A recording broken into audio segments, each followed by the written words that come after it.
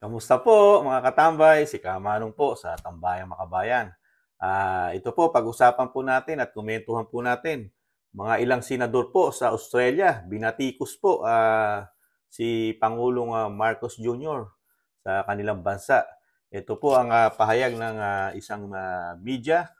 Pakinggan po natin kung paano po nabatikos at tinuligsa ang ating Pangulong Marcos Jr. Pakinggan po natin mga katambay.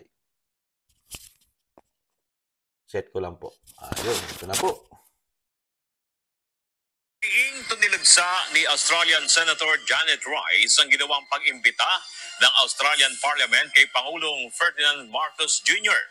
Sa gitna ng speech ni PBBM kanina, bigla na lamang itinaas ni Senator Rice ang karatula kung saan nakasulat ang katagang Stop Human Rights Abuses. Para sa Australian Senator, isang grave mistake o malaking pagkakamali para sa Australian Parliament na imbitahan si PBBM doon sa kabila ng anyay mga pag-abuso sa karapatang pantao ng mga Pilipino sa ilalim ng PBBM administration, maging ni dating Pangulong Rodrigo Duterte. The action I took in the House today was deliberate and it was powerful. And I did it on behalf of every Filipino person whose human rights have been abused by the government of President Marcos and the government of President Duterte before him. I learnt and I heard firsthand about what is going on in the Philippines, where I learnt about the extrajudicial killings, where people on trumped-up charges are red-tagged and then they are hunted down and they are killed. Naniniwala si Senator Rice na tama lamang ang kanyang ginawa at iginiit na handa niyang ipaglaban ng sinumang naaabuso ang karapatang pantao, mapa-Australian o anumang lahi. Bukod kay Rice, tumanggi ring makinig ng speech ni PBBM ang iba pang Australian senators. Kabilang na sila Jordan Steele, John Barbara Pocock at David Shoebridge. Imbis na makinig, mas pinili na lamang ng mga ito na sumama sa protesta ng ilang Pinoy sa labas ng Parliament Office. Ayan po mga katambay. Ganun din po pala sa kanilang bansa, sa Australia. Mayroon din po pala silang katulad sa Pilipinas, sa atin, na mga, tinatawag na nasa grupo ng mga makabayan black, di umano, di ba?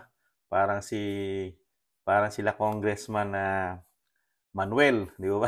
Franz Castro, na talagang saka yung mga lumalaban daw po di umano sa mga human rights abuses, di ba? Yun din po ang nangyayari sa bansang Australia. Meron din po silang ganun. Akala po natin talagang yung pagbisita po ng ating Pangulo sa Australia ay talagang katanggap-tanggap sa lahat ng mga politiko sa kanilang bansa.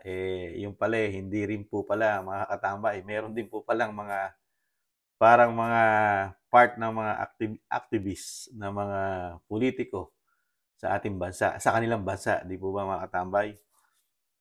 At least yung mga senador doon, talagang yung ma-abuse. Kung talagang abuse naman, lalo kung meron sa bansa nilang abuse ng human rights, talagang okay po sa kanila yon. Pero ang tanong ni Kamanong, ang komento ni Kamanong, hindi po sila namuhay sa ating bansa. Lalo po to si Senator Janet Rice, di ba? Hindi niya po na-experience na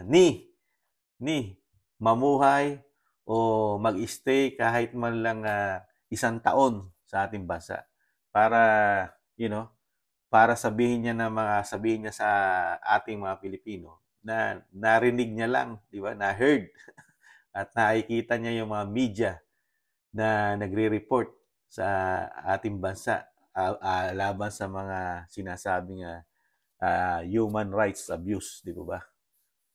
Kaya nakakalungkot lang po. Talagang yung mga sinasabi natin na yung mga di umano, mga media na against sa ating bansa, talagang malawak po yung pagpapakalat at na-adapt ng mga ibang lahi, lalo ng mga banyaga na wala namang kinalaman at hindi naman talaga nila totally na experience sa ating bansa, lalo nung panahon ni Pangulong Duterte, di ba? Na talagang pinagbibintangan at talagang binabato na talagang isa sa human rights abuses, violation, mga violator, Nakakalungkot lang po. Hindi naman po natin maiaalis sa ating bansa na talagang may nangyayari pong abuses. Pero hindi po sa lahat ng pagkakataon, abuse po o abuses ang ating pamahalaan, di po ba?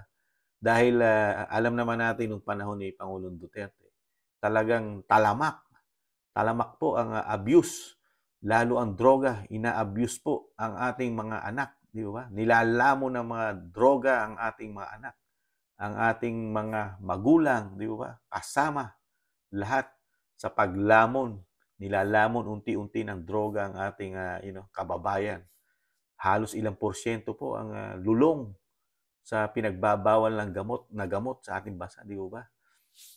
At ito naman po kay Pangulong Marcos, di ba? Yung mga sinasabing human rights abuses o violation. Nakikita naman po nitong si Senator sa tingin po ni Kamano, yung mga nangyayari naman po na mga issue po ngayon sa kanya, di ba? Yung pagiging abuse sa mga tulad ng mga media, di ba? Sa mga online vlogger, di ba? Nagkakaroon po ng abuse ang pamahalaan ngayon, di ba? Di umano, di ba? Lalo po yung isang istasyon na talagang pilit na iniimbestigahan ngayon, di ba? Sa Kamara, sa Congress, sa Senado, di ba? Yung po isang tingin ng isang senador na banyaga na isang mabigat na pang-abuse sa karapatan ng na pantao, di ba? Dahil malaya, kung ang bansang Australia isang malayang bansa, ganun din po ang ating bansa. Malaya, magpahayag ang bawat tao sa demokrasyang bansa. Di ba mga katambay? Doon po, napupulaan po ang ating Pangulong Marcos. Dahil pagka medyo hindi sumasang-ayon sa iyo ang isang balita, ang isang istasyon, sa tingin po ng mga nakakarami, lalo sa ating kababayan, nagigipit. Nagigipit po ng pamahalaan sa panahon po natin ngayon. Kaya nung pagpunta po ng ating Pangulo sa Australia, yun, nakasalubong po siya. Nung siya po ay magsalita, tinaasan po ng isang placard o tarpaulin na maliit na isang senador, isang senador. At nakalagay doon stop human abuses, At ilang mga senador pa, di ba, na hindi nakinig sa speech ng ating Pangulo. Mas ninais pa nilang lumabas at makisama ro sa mga nagpuprotesta na meron pa tayong mga kababayan na mga Pilipino, di ba? Talagang laganap po pala. Laganap po pala ang mga kaalyado na ni Senator Laila, dating Senador Laila de Lima, di ba? Sa mga human rights kuno, di ba? Saka yung mga Makabayan Black. Yan pala laganap. Kahit sa ang bansa pala talagang sila magiging against, kahit na sabihin natin hindi naman 100% na tama yung kanilang sinasabi sa ating bansa, di po ba? Kasi mismo sa ating bansa, mga katambay, hindi po katanggap-tanggap po ang halos sa ating lahat Pilipino ang mga ginagawa po ng mga sinasabing naninira at sinasabing abuses ang pamahalaan, lalo po sa panahon ni Pangulong Duterte. Majority ng Pilipino natanggap po ang nangyaring pagbabago dahil mismo tayong mga Pilipino alam natin ang problema ng ating bansa, lalo sa pag-abuse. Ina-abuse tayo ng mga droga, lalo ng mga drug lord, di ba? Sila ang uma-abuse sa ating mga anak. Nilalamo nila, di ba? Sinisira nila ang mga kinabukasan ng ating mga anak, lalo ang mga ulo, naluluko, di ba? Dahil sa droga. Kaya nakakalungkot po.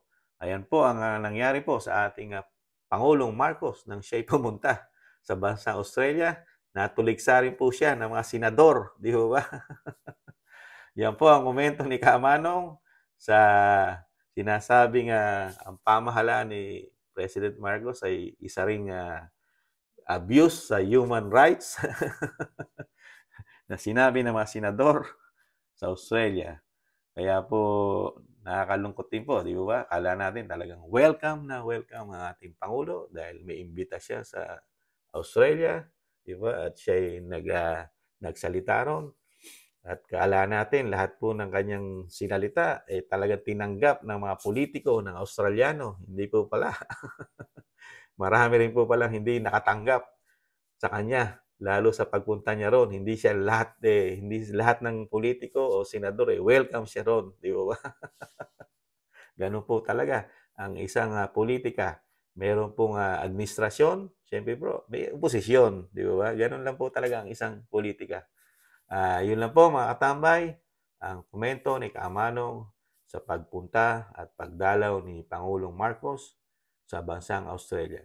Muli po si Katambay Manong, nag-iiwan po muli na tiis-tiis lang po. Siyempre, mahalin natin ating bansa, mahalin natin, ipaglaban natin. May pag-asa pang babangon tayo muli. Paalam! Bye-bye!